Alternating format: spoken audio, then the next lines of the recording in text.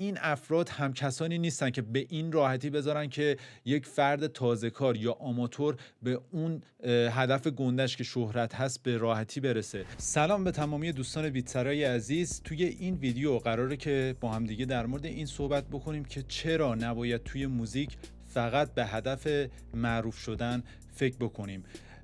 و توی این ویدیو قراره که بیشتر در مورد این موضوعی که اکثر افراد باهاش درگیر هستن با هم دقیق‌تر صحبت بکنیم و همچنین بیشتر بدونیم که چه هدفهایی رو باید توی عرصه موزیک برای خودمون بذاریم. یکی از بزرگترین دغدغه‌هایی که اکثر موزیسین‌های تازه کار به خصوص دارن اینه که واقعاً چطوری میشه توی مارکت موسیقی ایران که حالا توی این ویدیو بیشتر می‌خوایم راجع به اون صحبت بکنیم معروف شد و این قضیه براشون یه چالش بزرگ هستش و در ابتدای کار که میان معمولا حالا یک انگیزه اولیه‌ای دارن که استارت کار رو بزنن و کارهای خودشون رو بیرون بدن، ولی به مرور زمان که میگذره این انگیزه از بین میره و یواش یواش تبدیل به یک انرژی منفی میشه که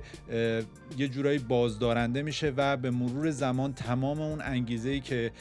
طرف داشته رو از بین میبره. یکی از بزرگترین چالش هایی که حتی خود من هم درگیرش هستم این هست که شما بعد از گذشتن چندین سال از کار کردن توی مارکت موسیقی، به خصوص مارکت موسیقی زیرزمینی، حس انزوا و حس اینی که کاراتون دیگه شنیده نمیشه بهتون دست میده و این قضیه باعث میشه که دیگه نخواین کاری رو بیرون بدین یا اینکه دلسرد بشین و اصلا دیگه تمایلی به انجام دادن کاری نداشته باشین و این تمام این مشکلات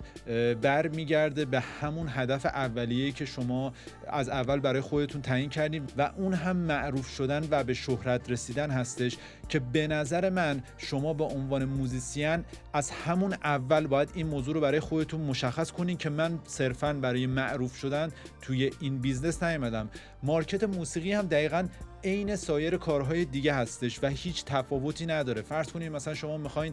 یک بدنساز بشین و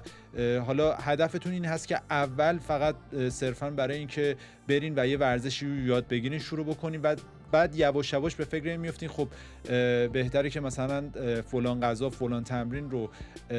بخورم و انجام بدم تا بتونم به یه هیکل مناسبی برسم و یواش یواش بعد از اینکه اون اهداف اولیه‌تون بهش میرسین تازه به فکر این میافتین که خب الان من میتونم توی حالا مسابقات پرورش اندام شرکت بکنم. توی مارکت موسیقی هم دقیقاً همین روند و جریان عین سایر کارهای دیگه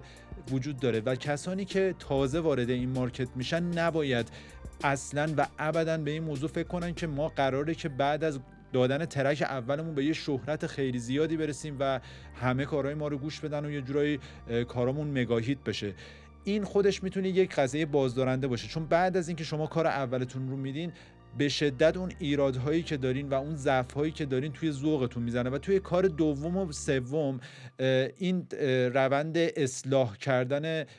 ایرادهای خودتون رو به مرور انجام میدین تا یواش یواش بتونین بعد از مثلا 20 تا ترک دادن به یک استایل و سبک خاصی برسین. اینجاست که افراد معمولاً به مرور زمان دچار دلسردی میشن و یک حسی بهشون دست میده که انگار کار بیهوده دارن انجام میدن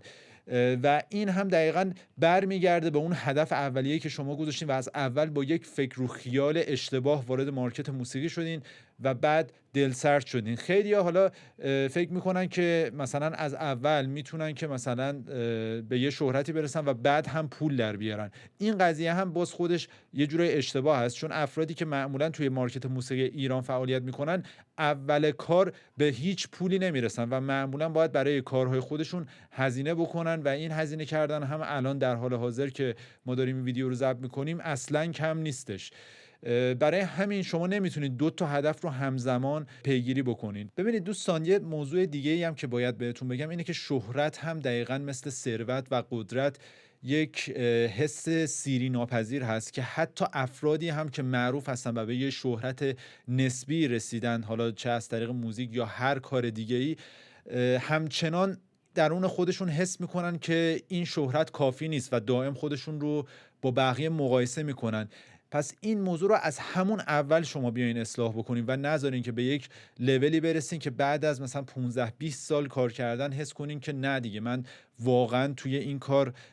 به هیچ جا نرسیدم و خسته شدم و مطمئنم باشین به مرور زمان بعد از اینکه این حس ناامیدی شدید میگیرتتون کار رو به صورت کامل میذارین کنار و به مرور زمان هم دیگه دلتون نمیخواد هیچ گونه کار و فعالیتی رو انجام بدین و از همون اول برای خودتون هدفهای کوچیک بذارین. مثلا به عنوان مثال بگین که من اومدم توی این کار که خوانندگی رو یاد بگیرم یا بتونم تکست بنویسم. این هدفهای کوچیک رو شما از الان تا چند سال دیگه برای خودتون میتونین تصور بکنین که اگه من مثلا 2 سال تلاشم رو بکنم میتونم مثلا به خوانندگی مسلط بشم و این تکنیک های خوانندگی رو اجرا بکنم. این هدف‌ها رو وقتی شما برای خودتون از اول میذارین و فکر و ایده خیلی بزرگ به سرتون نمیزنه، وقتی بهش میرسین یه حس خیلی خوبی بهتون دست میده که همون نیرو باعث میشه شما انگیزه ادامه دادن رو پیدا بکنین. بنابراین از همون اول برای خودتون یک هدف دستیافتنی بذارین و کاری بکنین که بتونین مثلا توی یک مدت زمان کوتاه به اون هدف اونجوری که میخواین برسین، طوری که رسیدن اون هدف باعث ایجاد یک حس خوب و یک انگیزه درون شما بشه و توی این مدت هم سعی کنین که بیشتر روی مهارت‌های خودتون کار بکنین. مثلا اگر میخواین نوازنده بشین سعی کنین روی تکنیک‌های نوازندگی خودتون کار کنین، سعی کنین روی نوت‌خوانی کار بکنین و سعی کنین که خودتون رو رفته رفته به لولی برسونین که بتونین بعدها خودتون رو به عنوان یک موزیسین حرفه‌ای اگر قرار شد که توی مارکت معرفی بشین نشون بدین. اینم یاد داشته باشین که خیلی افراد قدیمی تر از شما هستن که الان در حال حاضر توی مارکت موسیقی هستن و همچنان دارن بعد از 15-20 سال فعالیت، حالا شاید حتی شما اسمشون هم نشنیده باشین، دارن توی مارکت فعالیت میکنن و این افراد هم کسانی نیستن که به این راحتی بذارن که یک فرد تازه کار یا آماتور به اون هدف گندش که شهرت هست به راحتی برسه. پس برای خودتون از همین اول